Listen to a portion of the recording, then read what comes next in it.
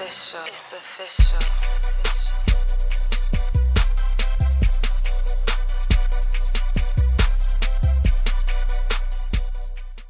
In your work, I mean, you do some really tight work. Like it's really helped me think about hip hop in terms of the literary tradition.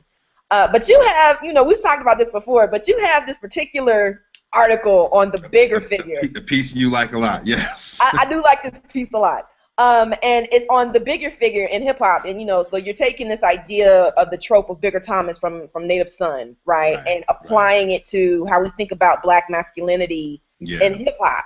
And I have to, we talked about it through Tupac and a couple of other folks. And I asked you, how do Southern rappers fit into that? And you said you had to think about it. You've had time to think about it. I have had time to think about it.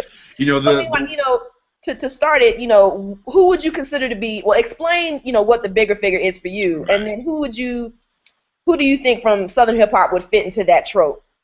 Right, and so a couple of things here. The work in that piece is really inspired by the quote from Ta-Nehisi Coates about Biggie Smalls and Bigger Thomas, famous quote that I use as the epigraph, and also by the work of Imani Perry, who in the Prophets of the Hood, she spends a lot of time talking about some of these literary interfaces and kind of charges people to think more about the ways in which Ralph Ellison's Invisible Man and Native Son and Bigger Thomas, how those figures are represented within hip hop. So I took that charge and wrote this Bigger Figures piece. And when I initially conceptualized it, and you will see this throughout all my work, by the way, that I always think about these literary interfaces between Black literature and hip hop culture, but I'm an East Coast guy who spent most of his life in the Mid-Atlantic. You'll see that bias in my music all the time, that the artists I'm talking about are from the regions that I've been around.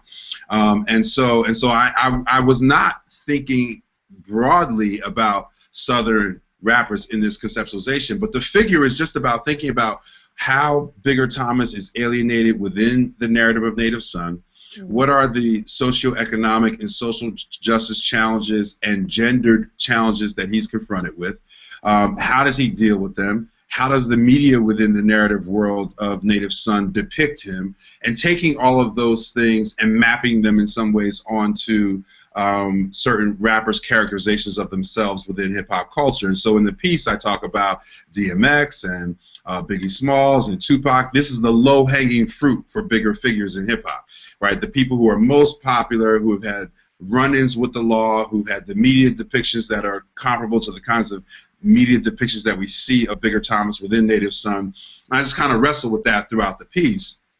And what's interesting, you can look to the South and see a number of figures. I think Scarface is a bigger figure within hip-hop culture. There's ways in which there's a way in which more Southern rappers fit the trope than Mid-Atlantic, East Coast rappers. One, because Bigger Thomas, remember, is in Richard Wright's imagination is someone who's a part of that migratory trajectory from the South into the North. Part of his alienation is a second generational alienation, right?